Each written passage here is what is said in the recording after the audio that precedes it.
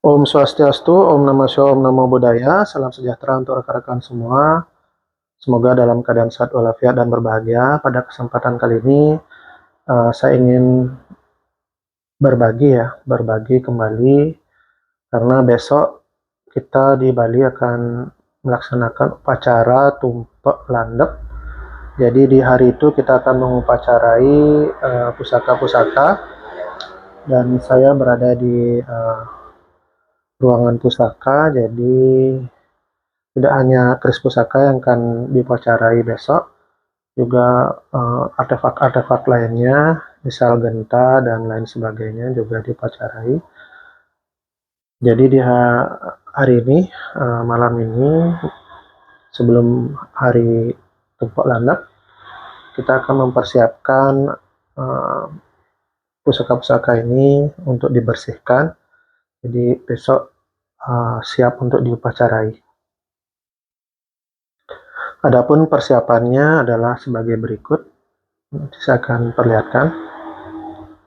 Nah, ini beberapa persiapan diantaranya. Jadi ada tirte dan ada benang ya, benang pawitra, benang putih. Ini pusaka-pusakanya. Ya, jadi itu.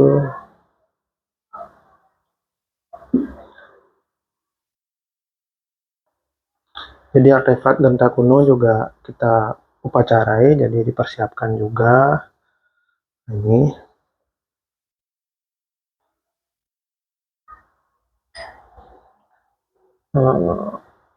juga saya memakai pedamaran ya, karena kemarin kita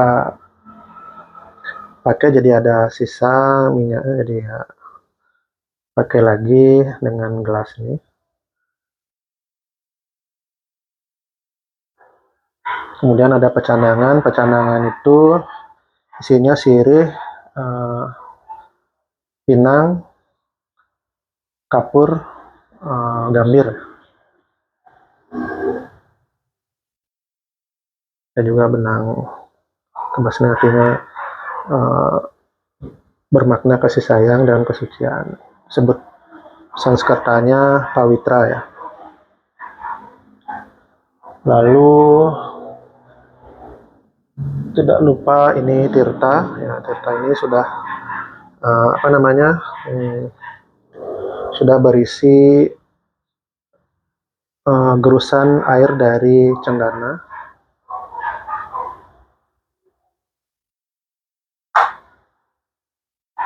Nanti itu untuk membersihkan Sangku Sudamale, genta dan lain sebagainya. Nah, ini adalah Sangku Sudamale, nanti akan disucikan. Sangku Sudamale kita akan sucikan.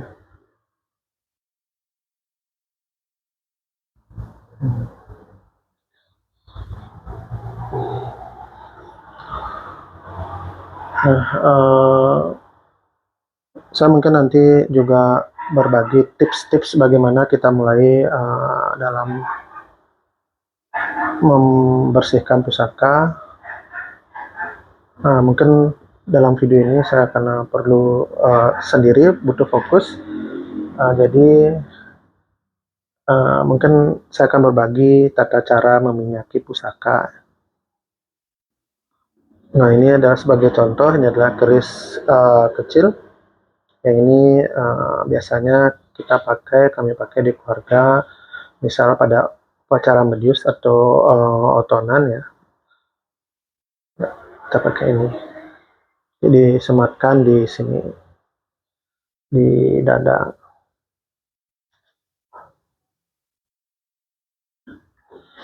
Jadi dalam membersihkan pusaka itu kita menggunakan minyak yang kandungan airnya sedikit. Misalkan bisa memakai minyak zaitun atau minyak kelapa juga bisa, tapi dipastikan benar-benar kandungan airnya sedikit ya. dalam melakukan meminyaki pusaka itu harus satu garis ya, satu garis.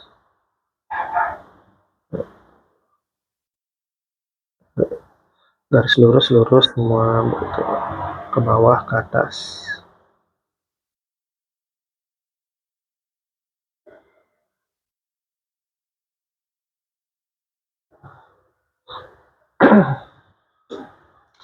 Nah, ini.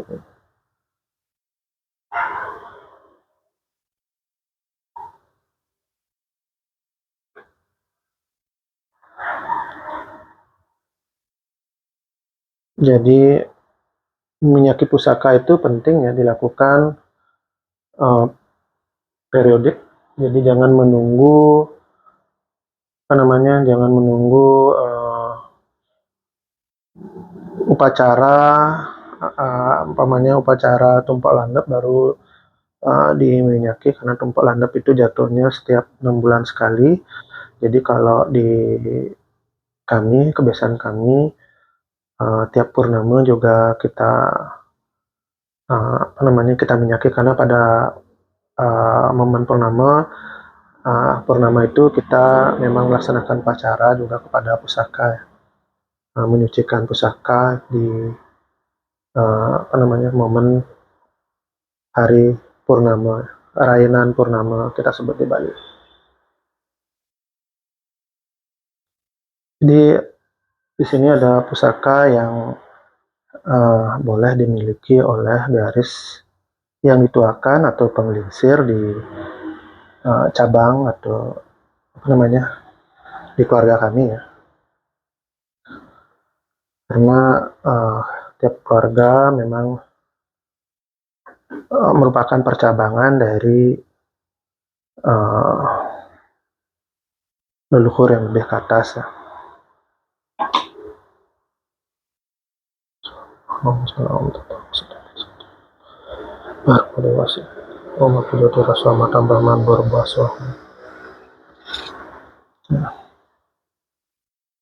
Jadi ini salah satu garis simbol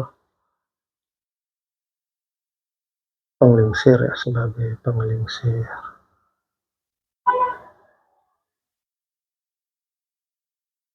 Dia berdapurkan carang soka, handle-nya dari canging atau mendanganan cangkrim. Jadi dalam meminyaki pusaka itu ya harus dengan teliti ya, jangan sampai melukai tangan. Jadi satu garis, satu arah maksudnya, satu arah.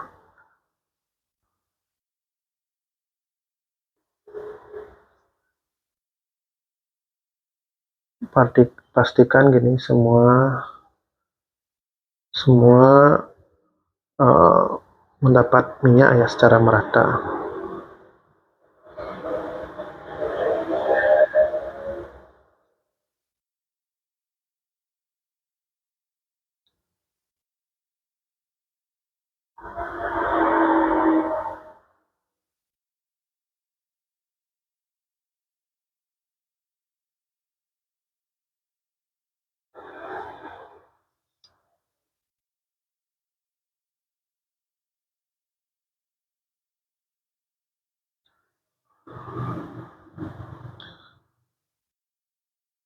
Jadi dalam membuat minyak kita bisa minyak itu ya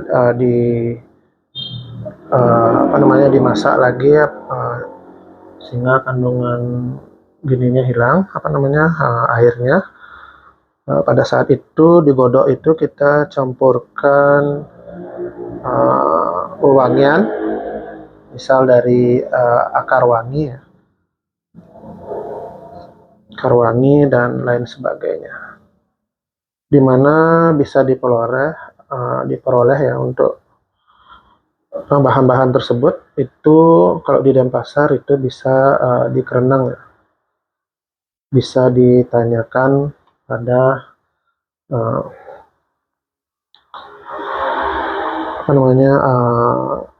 lapak yang menjual bumbu-bumbu wangian. Itu bisa juga ditanyakan di sana. Kalau dicari sendiri biasanya juga ada memakai kita akar rumput teki ya. Akar rumput teki itu karena juga akan menimbulkan bau harum. Lalu daun melem. Daun melem itu bahasa Indonesianya daun nilam, itu bisa dipakai. Nah, ini sudah diminyaki. Sangat luar biasa. Oke.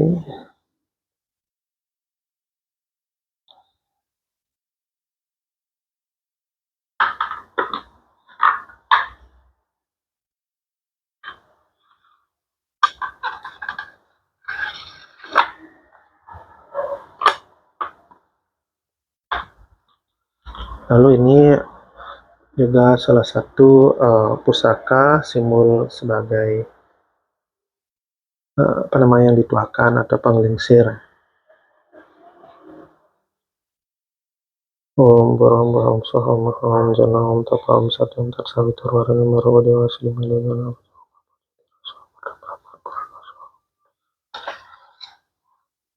Ya, seperti ini.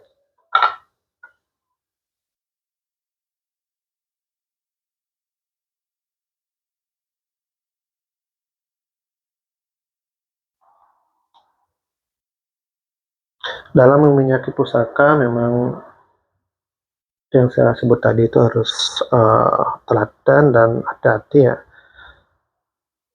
Jangan sampai melukai diri sendiri. Dengan kita telaten, kita akan mengingat segala detail dari pusaka yang kita miliki, karena dengan dapat mengingatnya, jika terjadi sesuatu hal aneh, kita bisa kontak batin dengan pusaka yang kita miliki. Itu akan memberikan perlindungan kepada kita. Nah, itu dari segi metafisikanya.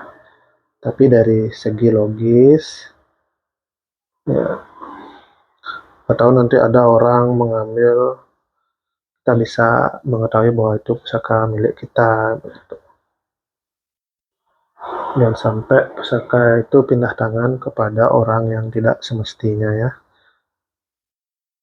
Apapun kesusahan kita,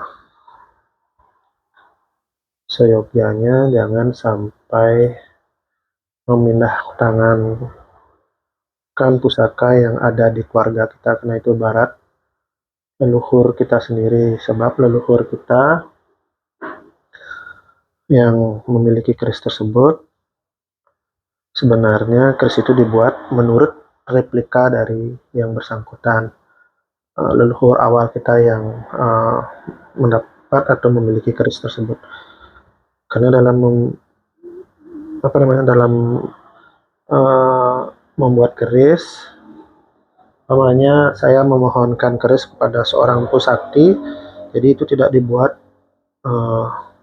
sekenanya ya, tapi memakai beliau akan melihat hari kelahiran saya, sikut atau ukuran, bisa jadi ukuran dari siku ke telunjuk, atau mungkin pakai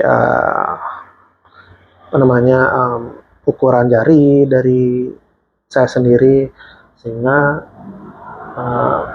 pusaka itu yang dibuat oleh seorang empu Mumpuni di masa lalu sebenarnya replika dari yang akan menggunakan senjata tersebut. Ibaratnya kembaran dari leluhur kita yang memperoleh atau yang memiliki pusaka tersebut.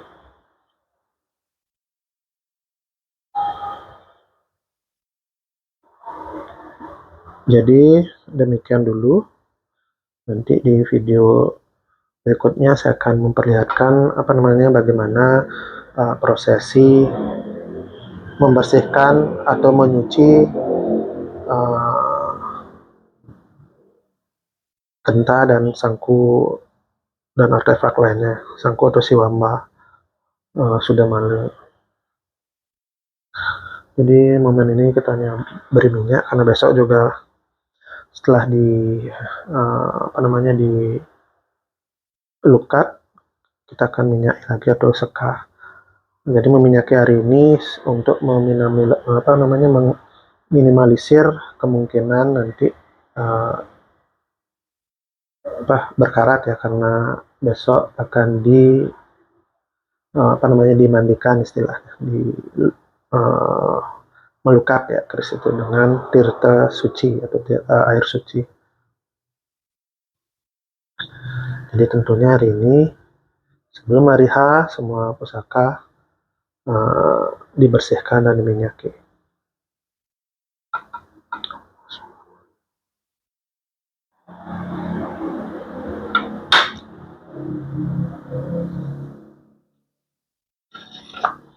Mengapa pedamaran itu penting atau lampu minyak tadi?